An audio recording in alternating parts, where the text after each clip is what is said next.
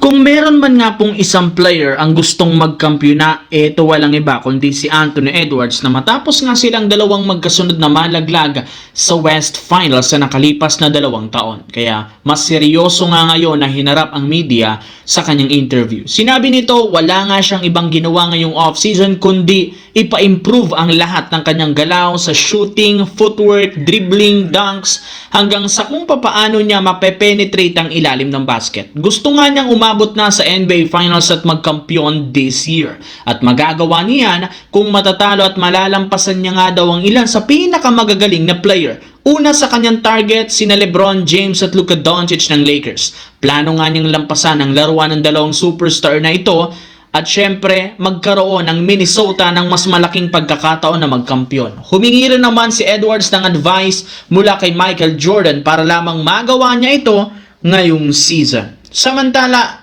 dito naman, sa kabila ng malaking move na ginawa ng Los Angeles Lakers, may ilang mga analyst pa rin ang duda sa kanilang binuong lineup. Hindi pa rin naman nila kakayanin nga daw na talunin ng ilan sa mga malalakas na koponan sa West, especially ang defending champ na OKC Thunder. Subalit, kahit anong sabihin ng mga analyst, malaki ang paniniwala ni Coach Redick na mas lumakas ang lineup ngayon kumpara last year dahil yan sa kanilang bagong starting center na si DeAndre Ayton.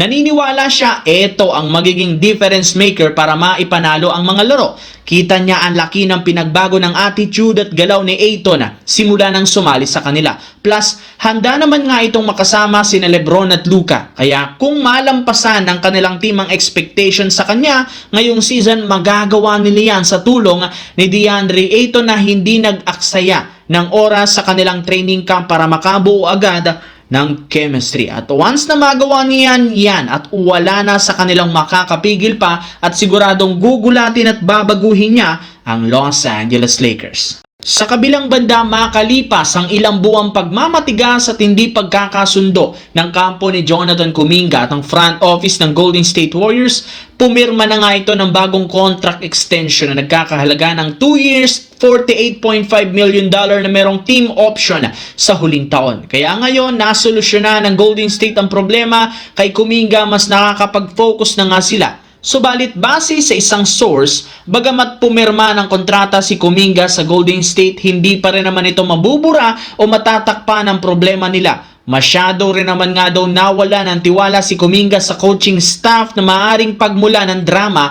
sa loob ng kanilang prangkisa. Kaya habang hindi pa ito lumalala, posible nga pong i-trade siya ng Golden State Warriors as soon as January 15 kapag pinayagan na sila ng NBA na i-trade ang lahat ng players na pinapirma ngayong off-season. Marami pa rin namang mga teams ang may interes sa pagkuha sa kanya sa isang trade kaya hindi sila mahihirapan pa na makahanap ng trade partner para sa kanya.